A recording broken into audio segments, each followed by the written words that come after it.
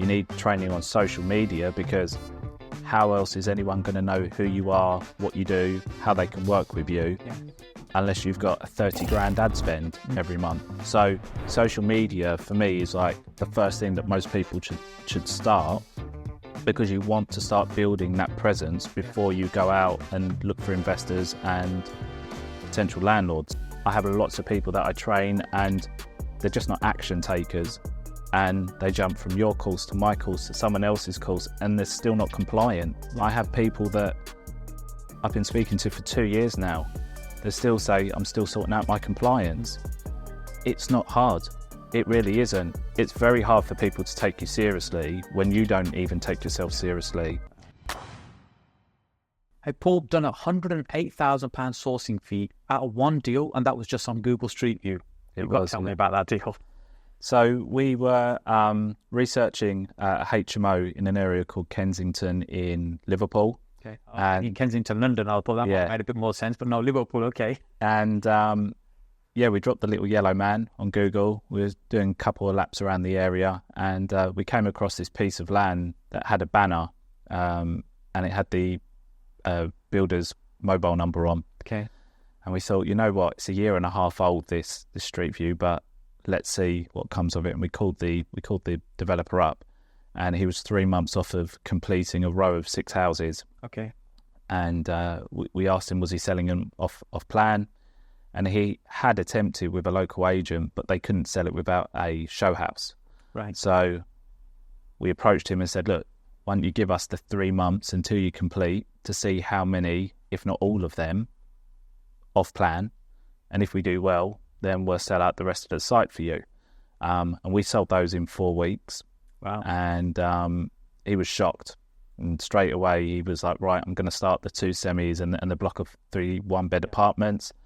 And we sold those again. We sold those off plan.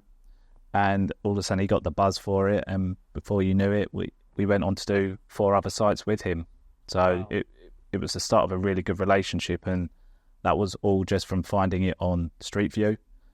We never did the HMO in Kensington because we forgot about that. But it's one thing that I teach to my mentees is whatever you're doing, always look for what else you can get out of that opportunity. Yes, always being alert and looking for what else is going on. Exactly, yeah. So what did you do differently in that situation that everybody else was making a mess of it, estate agency-wise? That meant that the agents couldn't do the deal and you got that done in a few weeks? Well, I think with estate agents, they sell on viewings, right? Like every time you call up and ask about a property, the first question is, do you like to book a viewing? And that's obviously not possible on a off-plan site. So I think if they were ready built, they would have no problem selling those. Yeah. But I just don't think their method of marketing and maybe even their base of buyers was the right base. Okay. For us, we're only dealing with buy-to-let investors. They're typically looking for turnkey products. So not only were we able to get them secured quickly, but we were also able to line up tenants to move in on completion as well. So they were then income producing from day one.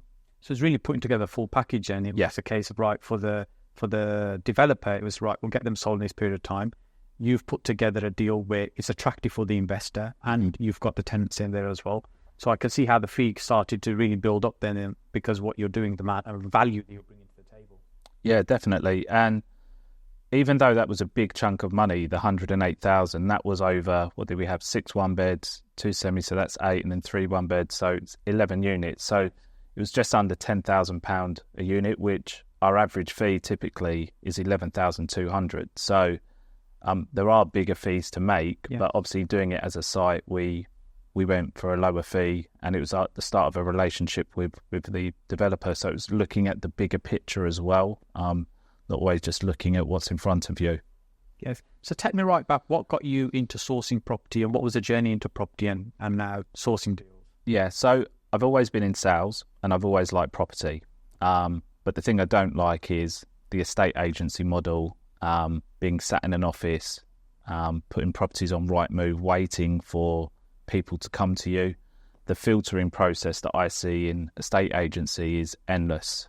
So you put a property up, everyone's alerts go off that there's a new property on the market. They inquire, they They don't read the information on it, so they don't realise it's tenanted. They go and view it and then realise it's tenanted. So that whole model just detracted me from ever wanting to go into a estate agency. And if I cast my mind back like 12 years ago, I'd never heard of property sourcing, and I don't know if it was a big deal back then. You've been in the game longer than I have. So when I started sourcing 15 years ago. So it took a while for me to find out the route that I wanted to enter property in, and it was by chance. I was training salespeople up, and there was a company that was looking for a sales trainer for a team of 8 property sourcers. The more I learned about what they were doing, the more I thought, you know what, this is something I could see myself doing as well. So we agreed that I would train them and the staff on sales. They would train me on the property. And that was my entry level into that business as a consultant to start property sourcing. And so tell me about those earlier deals, what kind of things you were sourcing and what sort of things you've been doing over the last few years. So my very first deal, and when I think back to it, I think without the infrastructure of a team of, I think we had 72 people in the office. Okay. That kind of deal wouldn't have been possible, someone coming from grassroots up. So I found a block of 10 apartments in Liverpool, originally listed at $1 million, so roughly about 100 grand a unit, been reduced by to 950, been reduced again to 900. And we looked at the breakup value of that block, and it was around 1.2 million. So each unit was worth, let's say, 120,000. Mm-hmm. Some were a little bit more, some were a little bit less. Some came with parking, some didn't. And what we did is we approached the owner and said, look, we have investors that would be willing to buy 1 or 2 units in the block. They couldn't commit to the full block, but if we can sell the entire block for you and get you to that 950 price that you're looking for. So we went in between the 2 prices to give them an incentive to do it on our kind of agreement. Then we'd break that down into 10 units, so 95 grand a unit that you would net, and anything over and above £95,000 would be our fee per unit. Yeah. So on that particular deal, we made a £7,000 margin off of each unit. Right. We sold all 10 units, and then on the 10th unit, we exchanged on the freehold of the building for £1, and we back-to-back that with a fund for 36 times the annual ground rent.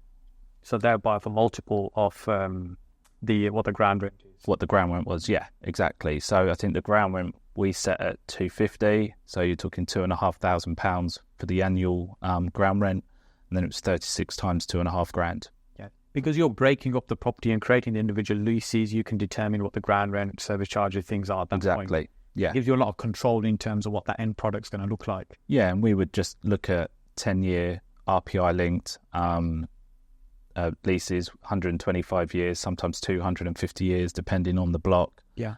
And then we'd also look at the block and see if there was anything else that we could title split. So if there were parking spaces that we could sell on as an add-on, if there were garages on the property that we could break off, if there was a piece of land that we thought we could take that land and we could bank that for £1 and sit there until someone approaches us. So there were all these weird and wonderful ways, and that was my entry level. And it was an interesting way of starting out, but it was a great way of starting out as well. Going straight into the deep end, kind of complex deals like that. Most people will not start off with things like that.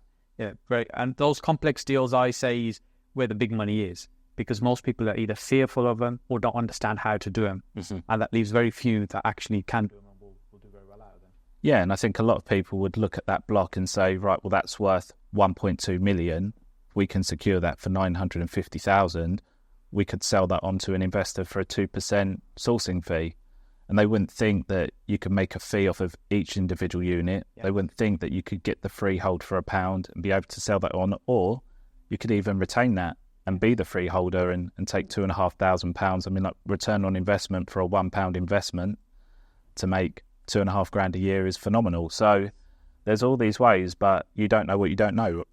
Absolutely. And so your role in that, would it be the selling the deals on to the investors, the individual investors, finding them, or they already had the investors, you would talk to them and offer the deals? Or yeah, so this is kind of how I try to do my training as well, is that it's if I look at a sourcing business, there's 3 hats. You've got sourcing, selling, sales progression. And they're all 3 completely different hats in the business, because the message that you put out on the sourcing channel to get landlords and vendors is completely different to the message that you have to put out on your socials to attract investors. Different audiences. Exactly. And then the level of work, attention and time that goes into them progressing that sale from, yes, I'm happy to take that property, all the way through to exchange completion is immense. So I don't believe that one person can effectively run a sourcing business and do a serious amount of numbers by just being that individual. So the great thing about my entry level was that business was already set up. So as I said, there was 70 people in the office. There was a whole sales progression team. There was a whole sales team. There was a sourcing team. There was a development team. There was all these different teams. There was a team that dealt with the freeholds and brokering them on. There was even lettings and mortgage brokers in the office. So we would be given a criteria that would be location, yield, price point, and we would go out and we would find stock for the database that the guys already had. So my job would solely be focused on one thing, and I'd be laser focused on just find property, find property, find property. And at the point of me agreeing that sale, it was like a conveyor belt. So that would get passed to the sales team, and that would be the last I would see of that deal unless something was going wrong and I needed to be the person that spoke with the owner. But outside of that, I was purely sourcing property, and I liked it that way because I didn't really want to be investor facing. And again, that's what put me off of wanting to be an estate agent, is dealing with buyers. And they're almost like different skills as well. There's some overlap in the skills. So whether you're looking for an investor, whether you're looking for someone to sell your property, you're still selling in a way, but the skill set is different. And so most people don't comfortably wear all 3 of those hats. No. And I think people's interest as well, like for me, I like the excitement and creativity of looking at deals from multiple different ways and saying, this is a flip, this is an assisted sale, this isn't a deal, this deal could be structured this way and we need it at this price.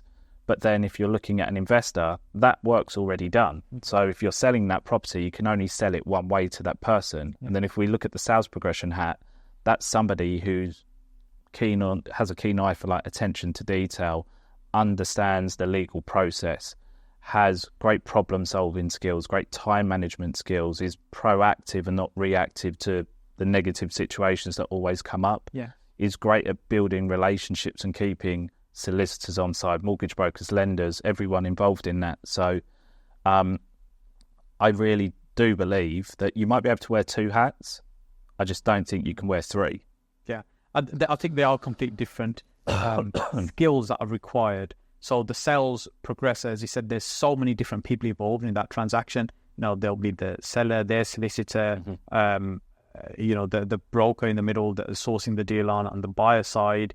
You've got the buyer, their solicitor, the mortgage broker, the valuer, etc. There's so many different. We worked out the average deal has a minimum of 12 because it's even down to like the council for the searches, and then there might be a search company for flood risk and everything like that, and there could be 3 solicitors because of independent legal advice. Like, there's so many moving parts and so many third parties to where the deal could go wrong.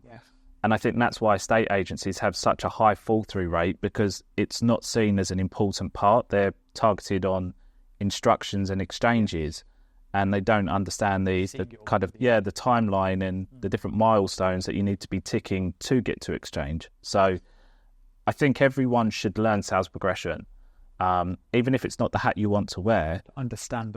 I think you should understand it and go through that process once or twice yourself, if that's you buying a house or if that's you progressing that first deal or working alongside someone who's doing it. Because until you understand that process, you can't really manage someone in your team to do that and make sure they're doing exactly what they should be doing. And so how long were you involved in that business? So I was in that business for about 2 years. And I learned a lot, and I went and set up a business with one of the directors of that business, and we worked together for another 2 years, and then COVID hit. Doing something similar or different? So we were doing not on as big a scale, but we were doing buy-to-let sales. Right, okay. And then COVID hit and lockdown came, and naturally we started having different ideas. And I just decided, you know what, I'm going to set up my company, 𝗬𝗲𝘁 Properties. Yeah. I kind of saw a gap in the market of something that I thought was a good idea, and that was focusing the business on tenanted properties, so creating like a landlord-to-landlord platform. Yes. Lots of people told me it was a bad idea. Nobody wants to buy people's properties that already have tenants in and inherit their problems. But that's an assumption that that tenant is a problem. Yes. There are plenty of good tenants out there. And how I saw it was, if you wanted to start a business, what would be the lowest risk way of doing it? Would it be go to a high street, pay a load of money for a lease on a property, not have a client book, not know if it would work, or approach someone who has a business that's looking to exit, have 5 years worth of accounts, be able to go into the business and experience it on a day-to-day running, meet the staff, see who you like, who you don't, look at the client book, and know that you can go in there and have income being produced from day one. And that's how I kind of looked at tenanted properties. I don't have to take every property on, but I can go in there and look at the property and say, I don't like how this person's living, so we wouldn't want our clients to inherit a problem. Or these look great, and they've replaced the carpets themselves, they've decorated it nicely, they maintain the garden, been there for 2 years, I met the kids, like things like that. And building that profile then makes it easier to sell that opportunity on to an investor. Yeah. So it worked really well, and the fact it was income producing from day one helped. I think it's really interesting you look at it as a business, and I've never heard it being described in that way before, but you're absolutely right. You're going in, you're looking at the clients, you're looking at the history, you're looking at the accounts, and then at that point you can make a decision whether it's an interesting proposition to take on. And there's many times where we've been looking at properties to acquire where the landlords had it for 20, 30 years, they've made their money from it, but it's now come back to that dilapidated state that they originally acquired it in because they've just neglected it over. And they want full market value. And they want full market value, but then you think, actually, there's now another 20 years that can be run from that particular property in terms of whatever it is we're gonna do with it. And what sort of vetting process would you look at when you're looking at a potential buy-to-let to take on to offer to a client? So first thing we'll be looking at is the rent, current market rent. And the reason we're doing that first is because we want the highest return on investment and yield for our investors. But more importantly, it's the impact that it's now having on mortgages. So mortgages on a buy-to-let basis on properties right now are based on affordability as opposed to bricks and mortar value. That's the rent covering the mortgage. Exactly, yeah. So £50 a month short has a massive impact and could be the difference between 75% loan to value and having to have 65% loan to value, because it impacts the amount of money that the bank is willing to lend on that property. So we would always go in and we would want to make sure that it's had a rental increase. And if it hasn't, we would make that a condition that before we start selling it, they would have to increase the rent to the market value. And the reason, and the reason I would do it before we started selling it is, one, I didn't want to waste my time, and two, if it was going to be a problem with the tenant, I didn't want it to become a problem of my client. Yeah. So I'm all about fire prevention rather than putting the fire out when it happens. So if it's going to be a problem, let's deal with it at the start. Let's see if we can, like, for instance, sometimes when they'd say we can't afford £100 in one hit, cool, £50 for 6 months. We agree with our buyer that they're happy for it to be £50, and then in 6 months' time, then there's an agreement that we can increase it by 50 again. Yeah. So it's that compromise. But if we can't get to that compromise, then we just move on to the next deal. Yeah. And in terms of the client, the buyer who's purchasing that property, what is it that you think they're looking for in terms of out of that deal? What's important for them, do you think? So, like I said to you about different hats, so the selling hat is not one that I like. So what I did is I spent 6 months working out how best to sell these deals. And I met a financial advisor at an event. It's a non-property related event. And we were just discussing what we both did. And he said he has lots of investors that would be interested in investing into property, but they just don't have the knowledge, the time. They'd be fearful that they might invest in the wrong thing. And we decided to meet up and agree to maybe just trial 1 or 2 properties with his database. And what I really liked is that his clients have to pay him £4,000 for a financial review, so like a health check. So if they're invested into that already, they will take his advice. Yeah. So he would say, right, they've got £400,000 there. We're advising them to put 100 to 150 into property and then the rest into other areas, which was great because then it wasn't too biased. And then we would say, well, 150 grand will get you 2 properties over a certain price point or 3 properties within a certain price point. And we basically created this one product fits all model, which was 7% gross yield. Property has to be turnkey, no works needed, ideally tenanted, so it's income producing from day one, and in an area that has future regeneration. So it hasn't had the regeneration now, but there are plans over the next 5 to 10 years. So these are what I would class as retail investors and not property investors. And that really excited me because every property investor that I met at an event had really unrealistic expectations of yield, discount, return on investment, the product that they wanted. They were absolute unicorn deals. So we trialed that, and in the first month we sold 5 properties through them. Okay. And we then kind of looked at it and said, okay, can we scale this up?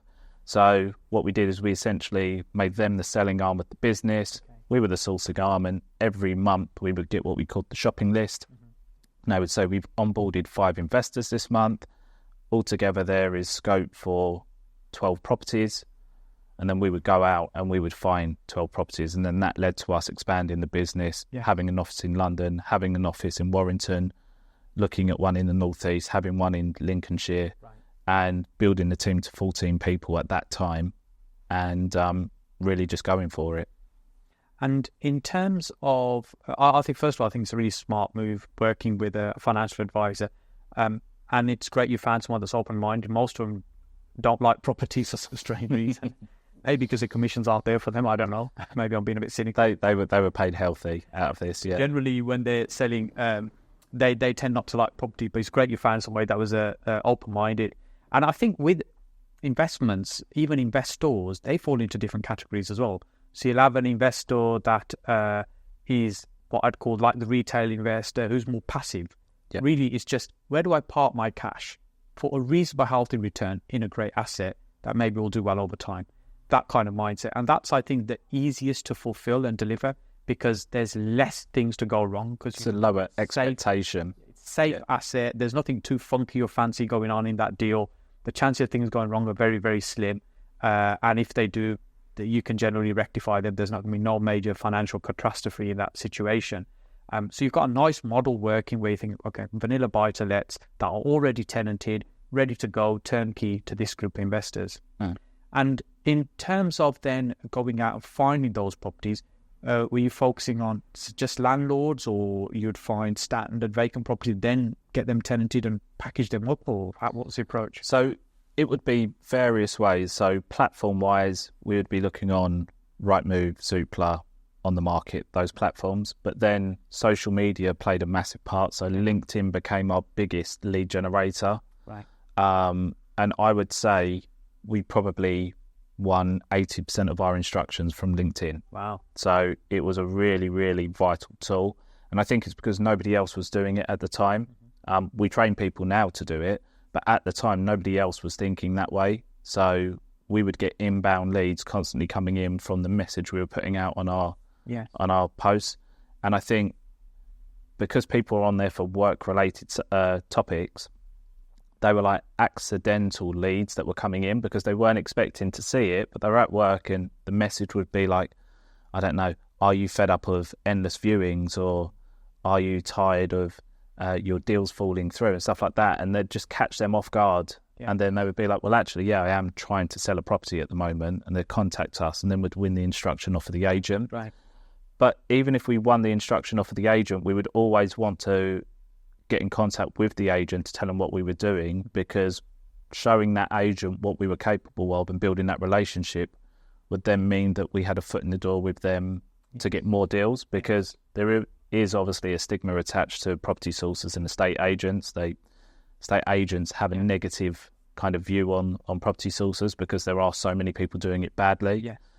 And we started off only working with independent estate agents because it was easier to kind of know if it was John Smith Property Services, we could find John Smith and speak to John Smith. But then we started doing deals with Hunters and Pattinsons and getting in with the right people, and it made it so much easier. But yeah, we would do it across all of them, and we would initially just take on tenanted properties, but then we saw there were so many properties that were no chain properties, so we thought, you know what, we could still line up someone to move in within a month, and we would just maybe offer an incentive that we would cover the rent until we got a tenant in there. Okay. So it was minimal, maybe £500, but our margins were high.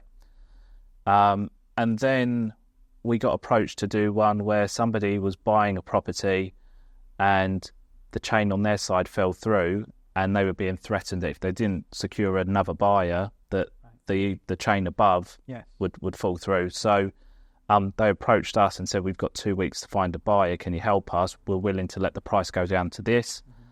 That was enough of an incentive for us to have a good commission and still have a discount for our investors.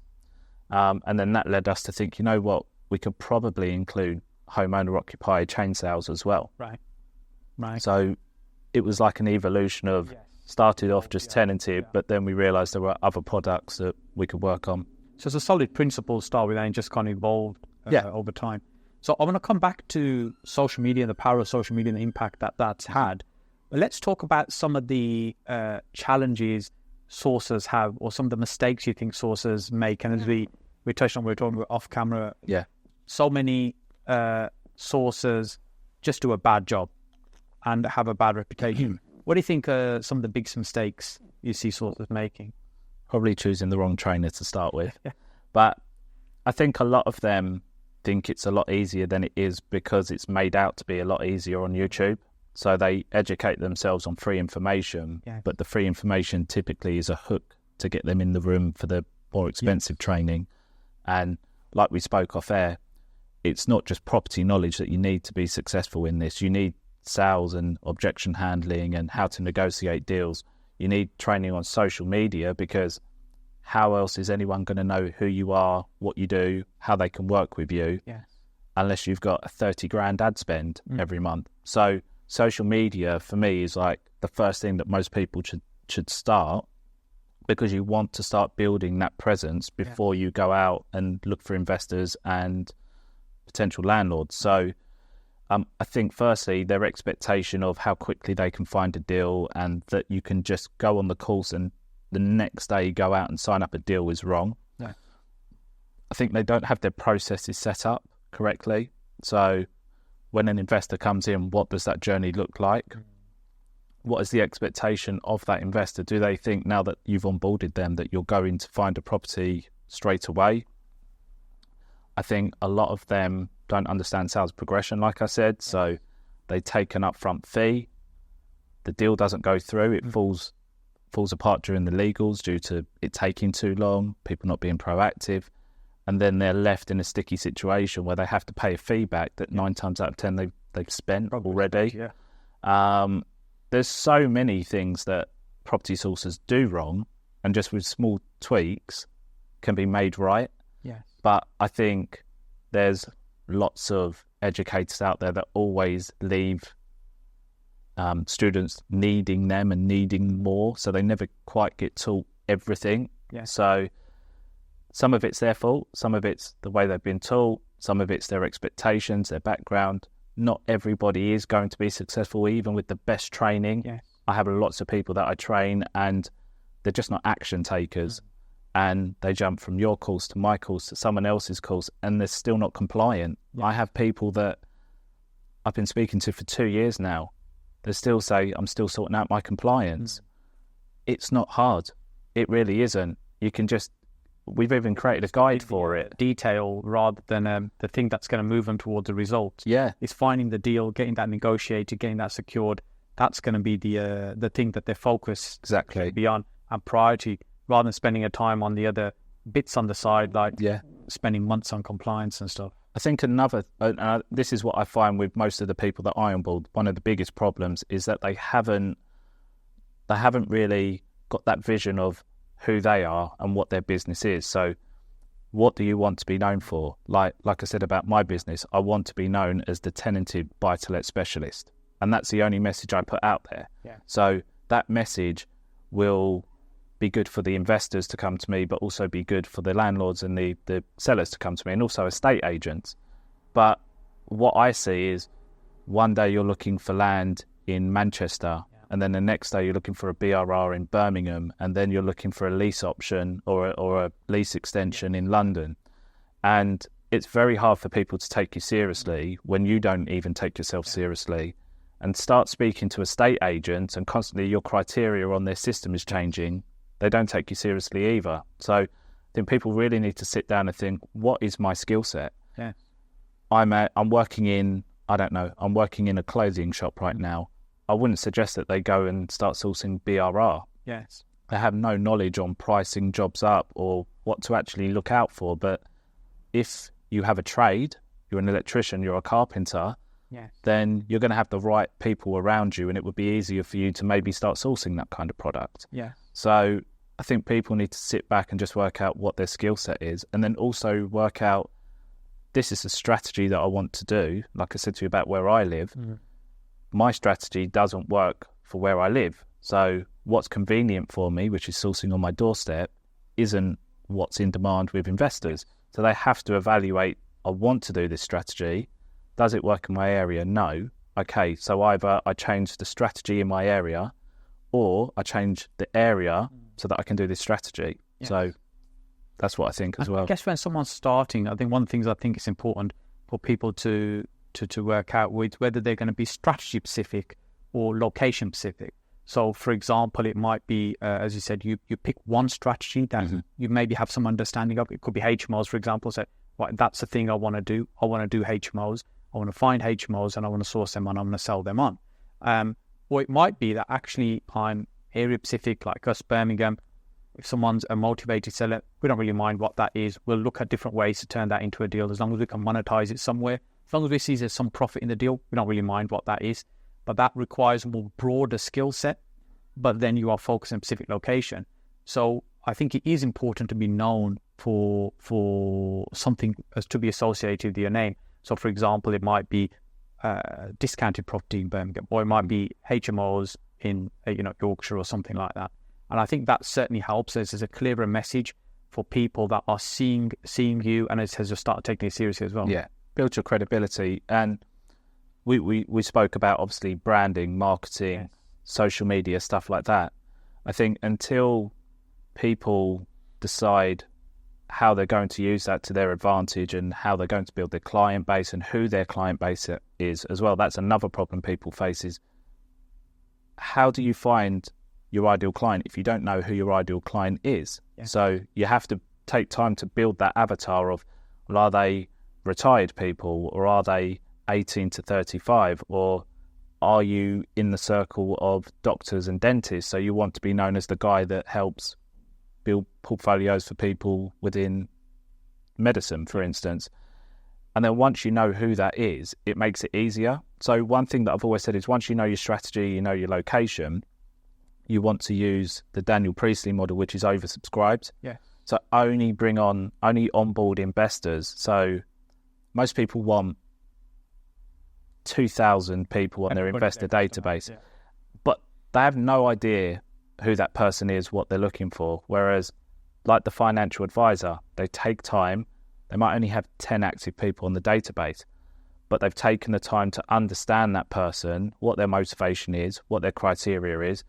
And we say, okay, well, this is the product we offer. Is that something you're interested in? Yes. So we know there's 10 people there. So we go out and we find a property, but that's only one property. So it's oversubscribed, because if all 10 people want that product, only one person can take it. And what that does is it allows you to help condition those investors as well at the speed you want them to move. So if I offered you that property on Thursday and you said, great property, Paul, give me the weekend to think about it. If you come back to me Monday and said, got 2 questions, other than that, I'm happy. And I said, really sorry, they went on Friday. You're going to have that FOMO moment. And what that will do is that will condition you so that when I get the next property, there's no room to take the weekend to think about it. You have to action it. So I learned that from, I did a 2-day training course with Jordan Belfort, and it was all about straight line persuasion. And he used to talk about, even if you haven't sold that product, if the person's taking too long, tell them that you've sold the product. Yeah. And then come back to them in a few days. Say it's fallen through. I'm not saying lie to people, but you have to condition those investors from day one as to the speed and the attentiveness that you want them to kind of perform at. Yes. Otherwise, you'll be the person that has to kind of climatize to their way of doing it. And 9 times out of 10, it's going to be a lot slower than you need it to be. And most people do it the other way around. As you said, we try and fit into other people's needs rather than understanding what they want and actually finding the right people that will work the way we want. Yeah. And I think it's really important to understand people and people's personalities and how they work. And you can't do that with 2,000 people on a database. You can do that with a small number of people. And there'll be people in that group that will be really fast decision makers. Paul, we love it. It sounds fantastic. How do we move forward? And there'll be those that will think, well, actually, you know what? I need to put it through my spreadsheet. I need to think about it and speak to the wife. Then I need to meditate on it. And then I'll come back to you in a few days' time with a few more questions. And they're the kind of two extremes, if you like. And then there'll be people in between. And you'll start working out who is easier to work with or how to present your information to the person that you're selling deals to. So when I first started, it took a few years to kind of learn some of this stuff. But what I started doing is I'd have a small group of buyers that I'd be selling deals to. But then when I sent them the information, people say, send them your deal pack. I wouldn't have a standard deal pack. I'd send them the information in the way that I think they want to see it, rather than here's the generic information, take from it what you want. And that way it was more impactful for them because I knew this person was more detailed. They wanted this numbers. This person just wanted a high level overview, and then trying to send it to them in that way. And I found that worked really well, but it takes time, but the rewards are much, much bigger. Yeah. And I actually do a free webinar called Property Sourcing Kickstart every week. And one of the things that people are really surprised at in this free webinar is my interpretation of how you should package and offer a deal out. Yeah. And I always tell them that less is more, because whatever isn't in that pack will prompt them to ask a question. And that's usually a buying question. And then that starts that interaction. If you give them everything in the pack, then they'll make their own decision based on that information. If everything isn't in there, then it leads for them to contact you. But I also tell people to only put factual information in there as well. So if we're talking about GDVs, estimated rents, even like working out return on investment, I don't believe you can work out anybody's return on investment. Yeah. It's personal. So I always tell my students to create a return on investment calculator in Excel, brand it, so it's got all your branding on, it's evergreen, they can use it for other deals, but they're reminded of you all the time. But just send them that return on investment calculator with the factual information. So purchase price, 100 grand, current rent, £700. If there's any service charge, ground rent, anything like that. Yes. Outside of that, if it's expected refurbishment costs, stuff like that, get the quotes from 2-3 builders, get the valuations for the estimated GDV from 2 or 3 estate agents, and the same with letting agents, and provide it to them. And if we're talking it's 50, 60 and 70 grand for the quotes, well, then they can decide if they're going to be pessimistic, realistic or optimistic, and they physically put that into the calculator. We also assume that we can just put a ballpark figure for legals, for mortgage fees. We're assuming that everyone's going to be 70% loan to value, but you might have a great broker and you might have a great product, so you can get 80%, but I might have really bad credit and I'm high risk, so I'm having to put 40% into the deal. There's all these different factors. Mortgage arrangement fees, you might get a 0. I might have to pay 2.5-3 grand for my mortgage arrangement, and that all impacts return on investment. And I always say, if you advertise a return on investment on your deal pack, I might be overselling it to me with bad credit, so I'm expecting to get 15% return on investment, but in reality I'm sitting at 8. But then it might work out for you to get 20%, and that might be your benchmark. And you look at that and say, well, 15's too low for me, and you discount that deal. So it's something that I think you need to be clever with. It needs to be tailored to the person. Factual information will be what's going on in the area, sell the area hard, and I usually sell the area before the property. Provide any factual pictures, stuff like that. Yeah. But outside of that, tailor it. So if we've had a conversation and I know you're interested in capital growth, then I'll tailor my email with the information on what's going on in the area. If I know you're focused on cash flow, then I'll factor that and what the agents are saying that the rent increase should be and things like that. Or if we think you can refurb it to get a higher price, then we'll include that.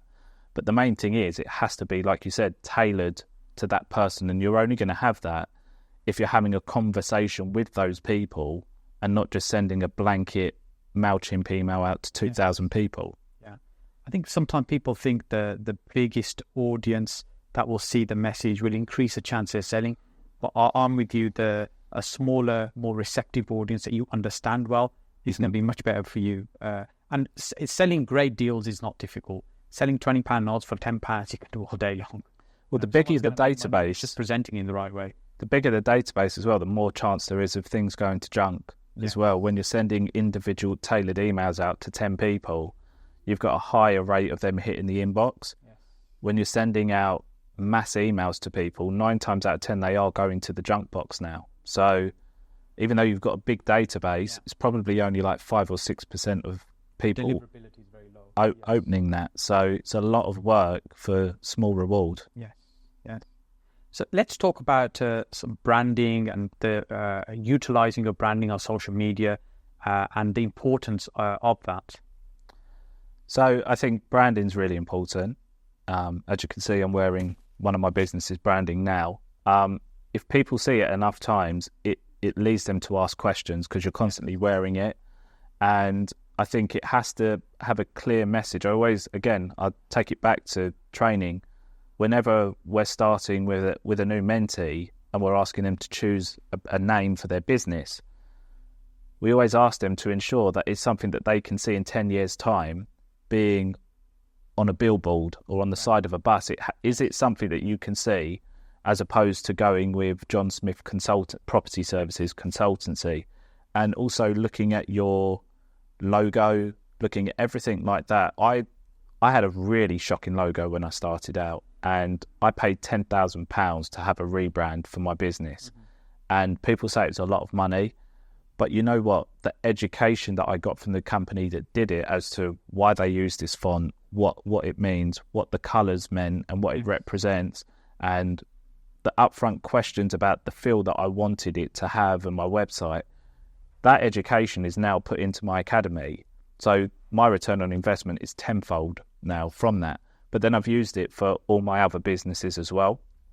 So understanding the impact of certain fonts and colours and stuff like that to represent your message is massive. I think brand everything. Brand it, pens, my laptop case, my jumpers. We've got a clothing line coming out for peak performance in the next couple of weeks. It's going to be just casual wear, but also sport wear as well for the gyms. The more we get that brand out there, the higher value that company is going to be. And it causes you to be consistent with what you're doing as well, because it's the same brand constantly that's going out there that's being seen. And so how about having more than one brand? So that's something that you do as well. So it's really tough running a personal brand that has 4 or 5 different brands attached to it, because obviously your audience is different and your message is different. I'm quite lucky that my businesses all kind of complement each other because they're entrepreneurship, business, property, mentoring. But if I could see that if you had completely opposite businesses, like you're a property investor by day, but you ran a chiropractor clinic at night, it would be quite contrasting and your audiences would be different. So I think being clever with it and maybe making sure that you separate it if it's too different is really important. When I do LinkedIn training, LinkedIn success is all about the optimization of your profile. And the way you optimize it will then dictate the people that see your profile. So if my day job is a chiropractor, but I want to go into property and find investors, I'm not going to be able to do that on that current profile. So you either start again, or you just have to use a different profile. Yeah. But the main thing is that your message and your branding has to be consistent. So we use Canva. Canva's great. It's got so much functionality. But the great thing about Canva is that you can create a brand kit. So your colors are on there, your fonts are on there, the different styles of logo, whether it's transparent, maybe it's white, maybe it's red on black or black on red, whatever it is, it's all on there. So when you're creating your posts and everything, it's consistent because it applies your branding, your colors, your fonts to it. I think when people are constantly changing the look of the business, it can be really confusing. And I think that message shows chaos, and that probably reflects the chaos that's in the service that you probably provide to people as well. Yes. Yeah, it's amazing how many shocking branding and logos that you see, and it's really a reflection then on that individual about how they think of work as well. Yeah, it doesn't have to cost you a lot anyway. Like I spent a lot of money, but I was getting my website done and I was interested to learn about. Like I have a big interest in marketing and social media and branding, so that was almost like going on a course for me. Yeah. But you've got like Fiverr now that are freelance workers, and you can pay someone overseas to create you 10 different options of a logo for £30. Yeah. Like it's a really small investment, but if you think about the return on investment of a good recognizable logo that people will know, and not just a stock symbol that you're getting off a Canva, it's huge. It makes such a difference. It really does. You mentioned LinkedIn a couple of times. Is that your preferred social media platform for this business, or do you think other platforms work as well, or just as well? Or so it's like what we said about investors, about everyone. You need to understand the criteria of an investor, the same way you need to understand the criteria of a platform. So like we know people are going on TikTok for entertainment value, right? There is education on there, but most people are on there because they've got half an hour to an hour to waste just scrolling through stuff until they find something they like. You've got Facebook. People typically are on Facebook because there's communities, there's groups on there. So your information's going to be tailored to those communities and groups. Then you've got Instagram. Instagram's kind of like that middle one. It's entertainment, but it's community. I don't get a huge amount off of that. But then if I look at who I'm looking for professional people. Well, LinkedIn is a professional platform full of professional people carrying out professional tasks every day. So the algorithm on there works 1,000 times better than any other platform because of the way you optimize your profile. So if I'm looking for landlords in Manchester, it has the functionality of searching for landlords and then changing location settings for Manchester. And then it's like the yellow pages of investors for me. And then I can just outbound and target that. So there's a huge amount of value on LinkedIn. And I've got 28,000 followers. You might only have 1,000. But if you're creating compelling enough content for me to engage with, you then get exposed to my followers because I've engaged with yours. So it's all about your followers as well. So there's huge benefits of LinkedIn. Algorithms work very differently from the other platforms on LinkedIn. I think because it's not social media, it is a business platform. It works differently because people aren't monetizing on there. There isn't a creator fund like there is on Instagram and TikTok, for instance. It is still very much a business platform. So I think the algorithm still works for you. But the main thing is you just have to make sure that your call to actions and your hooks are solid on LinkedIn to get that engagement, get those likes, get those comments. Yeah. And then once you have those comments, it's then about making people comment back because the more interaction you get, it pushes it longer. More so people see it. Yeah. So if I put a post out now and I get 6 comments, I'll probably respond to those comments tomorrow, which will then reignite that post. Yeah. But my comment will be responding to what they've just said, but then it will be a question at the end as well. And then that will encourage them to then create more. And then I'll get to the point where then I'll take it into the DMs and then we'll have a proper conversation. But that will take you from 200 impressions to 5,000 impressions. And I think what we find on LinkedIn, that we get much better quality business on LinkedIn, and the platforms bring us, as I said, there's different audiences. So thinking about who the audience is on that platform and what message you want to share in that platform. I put the same post out on all platforms, but just tailor the wording. Yeah. Just so that the language is right. So it's more professional, more formal on LinkedIn. Yeah. It's a bit more playful on Instagram. Probably the same as Instagram and Facebook, I would say, because if you post on Facebook, on Instagram, it automatically pushes it onto Facebook anyway.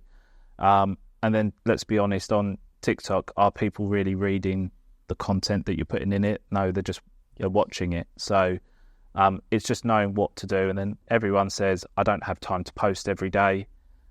You don't have to. There's clever ways of doing it. You can schedule it. So I like to create my content Sunday evening, spend 2 hours Sunday evening, schedule it to go out all week. So maybe, it's 12 o'clock now. Maybe I've got a post that needs to go out at 12 o'clock, but I know I'm going to be on a podcast with you. I scheduled that last night. So regardless of what I'm doing, that still is consistently going out at the same time on the same day that people are used to seeing my content on. Yes. Paul, this has been a fascinating conversation. We could spend hours and hours discussing stuff. Some of my favorite topics. We didn't even get to some of the other things I want to talk about, like assisted sales and things like that, and some of your events. So maybe this might be an opportunity for a part 2 at some point. Sounds good. As well. What's the best way for people to connect with you? Paul Stapleton across all platforms. LinkedIn's probably the best platform to get me on.